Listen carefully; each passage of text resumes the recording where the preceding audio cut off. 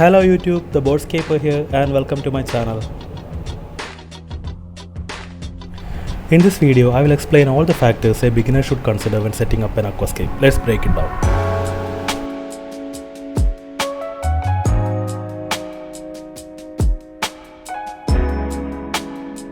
This is a low-tech 60p tank I set up a couple of months ago. That means the tank is 60 cm long and 30 cm wide. It is one of the most common sizes used by aquascapers because it's not too big, not too small. So if you are just getting into the hobby, I would suggest going for a 60 cm tank or smaller. If you don't have any fish keeping experience, I would suggest starting with a 45 cm tank. It's a perfect size for the beginner. You can even carry it easily in your hands even after setting up the hardscape. It's not too small to enjoy the scape either. I'm actually planning to set up a 45 cm tank this week, and I will be uploading a step-by-step tutorial on how to build a 45 cm low-tech aquascape. So stay tuned. Once you have the tank, you will need a stand as well. If you have a stable table at home, that should work fine. Otherwise, you can buy a stand from a local furniture shop or order online.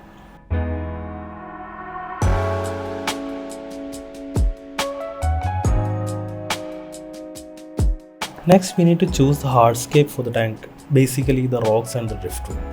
We will use them to create a layout that mimics what we see in the nature. There are a lot of aquascaping styles used by the professionals, but let's not worry about those for now. Our goal is to build our very first aquascape. You can buy rocks and driftwood from local pet shops or online stores. In fact, I used locally collected stones and wood in my first aquascape. There are some drawbacks for that, but if you're on a budget, it's totally fine. The key is to just get started with your first tank. You need to learn how everything works together as an ecosystem. And the best way to do that is by actually building your first tank. So, if you're collecting stones from your local area, make sure to rinse them thoroughly. Some of them might leach harmful chemicals into the water, so be cautious. But don't stress, if something goes wrong, you can always remove the stones and rescape the tank. That's all part of the learning process. And for the driftwood, if you find a nice piece in your backyard, you can use it, but only after properly preparing it. What I did earlier was boil the wood in salt water for an hour and then leave it soaked in that water for around a week. After that, take it out, rinse it well, and then it's good to go. Once you get deeper into the hobby, learn more and gain confidence, you can start choosing driftwood that fits your specific aquascaping style. As a beginner, there is nothing absolutely wrong with using a locally available materials. The next important step is choosing the livestock, the fish and the plants. Since we are setting up the ecosystem inside the tank, we need to give equal importance to the plants, the fish, and any other organisms living in it. They should coexist and benefit from each other. You might have seen some beautiful fish at the store and felt tempted to bring them home, right? But be careful. A lot of fish are aggressive and cannot be kept in a community tank. And in our case, we are building a community tank where multiple species live together peacefully. So, you can't just drop a betta into an aquascape. There are exceptions. Even I kept betta in one of my previous aquascapes.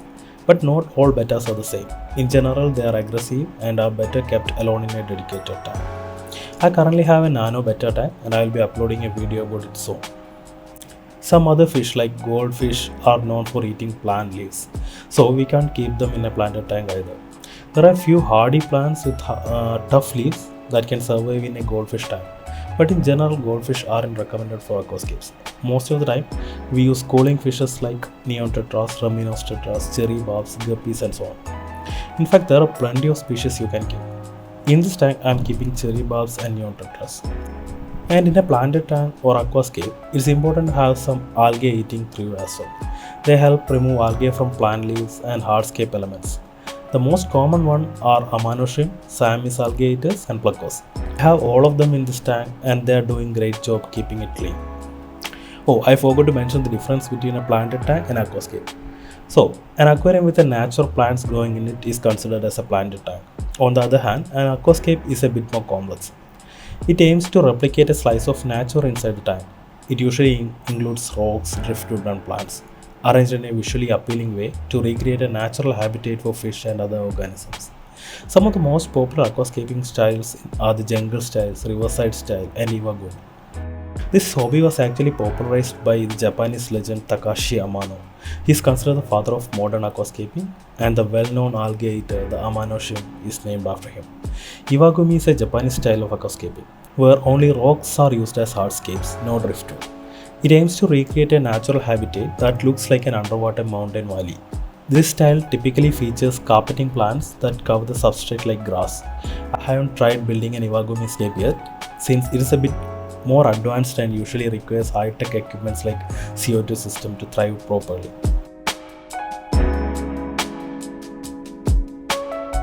Let's go back to the point. Now we need to choose the right plants. There are beginner-friendly plants, they don't require CO2 or high lighting, and then there are others that are more demanding. If you're buying plants from a local shop, ask them for guidance. They can help you choose the right ones. If you're buying from online, most websites list a care level for each plant, like easy, medium, or high. Choose the ones labeled easy. In my experience, some good beginner-friendly stem plants include Rotala, Ludwigia, and Alternandra. There are also rhizome plants like Cryptocoryne, Sagittaria, Java fern, and Anubias, which are great for beginners. Stem plants are usually planted in the background to add height and depth to your scape. Rhizome plants like Java fern and Anubias can be attached to the wood or rocks using aquarium safe glue. Avoid using regular super glues as it might be harmful to the fish and other tank inhabitants. And for the foreground, we can use some carpeting plants. However, most carpeting plants are considered high-tech. They usually require CO2 and high lighting for optimal growth. In my older scapes, I use Sagittaria subulata in the foreground. It looks a lot like garden grass and gives a really natural vibe. In this tank, I haven't used it as a full carpet, but you can spot it growing between the rocks. If you keep trimming it regularly, it won't grow tall, making it perfect for the foreground.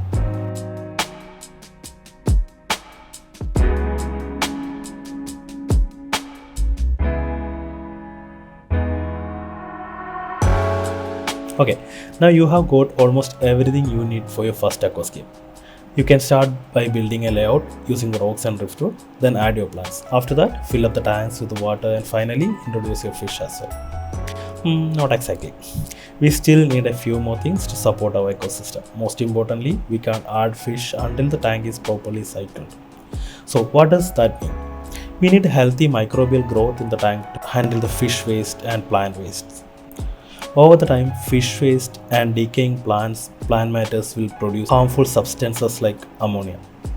To break this down, we need beneficial microbes like nitrifying bacteria such as Nitrosomonas and Nitrobacter to convert that ammonia into safer components. This process is called nitrogen cycle and it usually takes more than 1 week to establish. During this period, you will need to do regular water changes, ideally daily, to keep things stable. I will explain this more in detail later. Once the tank is fully cycled, then it is safe to add our fish. Microbial growth will happen naturally in the water, but to accelerate it and support a high population of these beneficial bacteria, we need to use a filter and include a biomedia inside it. I am using a canister filter in this tank, which means the filter is placed outside the tank, actually below it. There are also other types of filters like hang on the back HOB filters, which attach to the glass. These are usually better suited for smaller tanks. This is my canister filter Sansan 302A. It has 2 trays where we can put the filter media. I took it out today for cleaning purpose and I am going to put it back to the aquarium right now. We have 2 pipes here, one is inlet and the another one is outlet pipe. The inlet pipe will pull the water from the aquarium to the filter and the next one will pull the water from the filter back to the aquarium. So I will show you water inside the cartridge right now. And we have the biomedia I have added in these cartridges, and I have added a mixture of CCAM matrix and another one which is cheaply available because I could not afford the CCAM matrix to be put it into 2 trays. The reason we need to use biomedia is that it supports microbial growth, which is a normal sponge filter cannot support. In order to remove some bad chemicals like ammonia from the water, we need to have good presence of nitrifying bacteria. So they need a lot of surface area to grow. Imagine like the human brain, which contains a lot of folds to accommodate more neurons, right? It is because these foldings increase the surface area. Similarly, a good biomedia will have lots of holes like structures into it and have a lot of surface area. A good example is charcoal or activated carbon. So I use this biomedia inside the filter and it helps more good bacteria.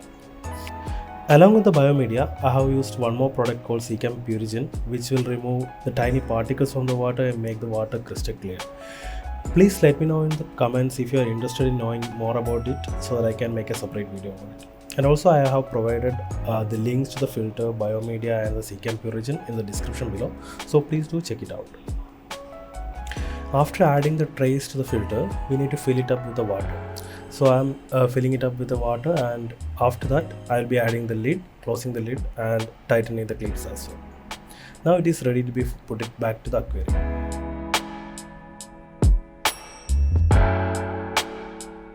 So now we are ready to set up our first aquascape.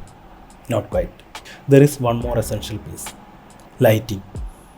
Lighting is crucial for plant growth. Plants need full spectrum of light to thrive, and regular household LED lights just won't cut it. That's why we use aquarium specific lights. They are designed to provide the right spectrum, and they are usually sleek, aesthetic and easy to mount on a tank. I'm using Sunsun 400C in this setup. This is not a WRGB light, but it is more than sufficient for this tank. What is WRGB? It means the light contains separate red, green and blue LEDs along with the white ones.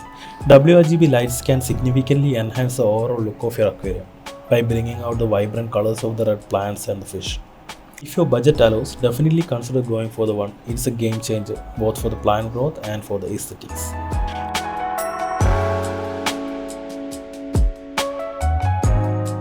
Now let's move on to the final part, building the tank. You'll need to use aquascaping specific soil. These soils are designed to contain all the essential nutrients that plants need, but they release them slowly rather than dumping them all in the water at a time. Why does that matter? Because when too many nutrients are released into the water too quickly, algae starts to thrive. Algae will outcompete your plants for nutrients and your plants won't grow as expected.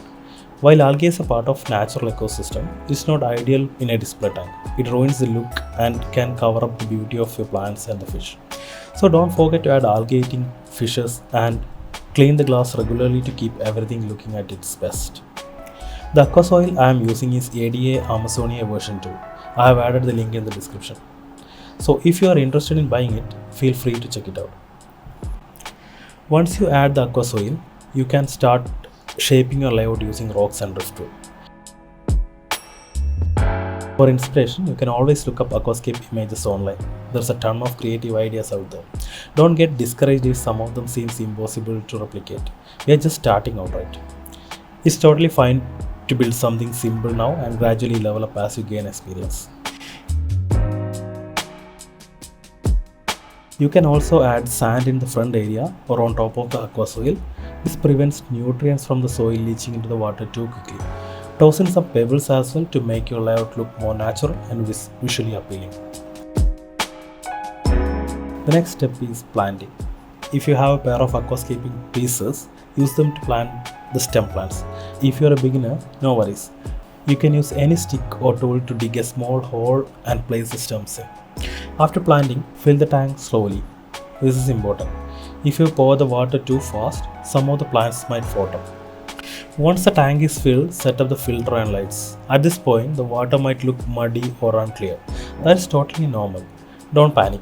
Once the filter starts running, the water should clear up within an hour or so. Keep doing a daily water change for the first 7 days. Don't skip it.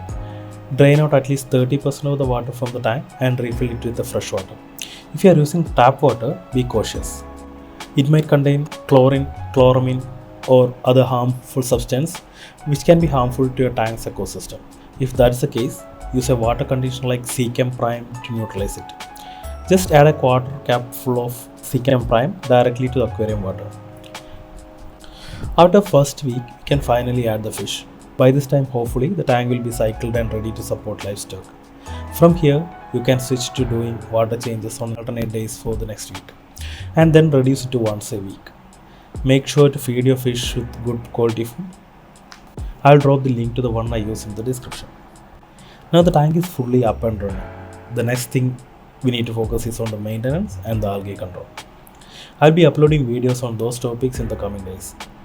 I'm also planning to set up a new 45 cm tank, and I'll be sharing the step-by-step video of that as well. So stay tuned. Until then, let's wait for some algae to grow up and get ready to fight them off. Let's escape the boredom together. See you soon.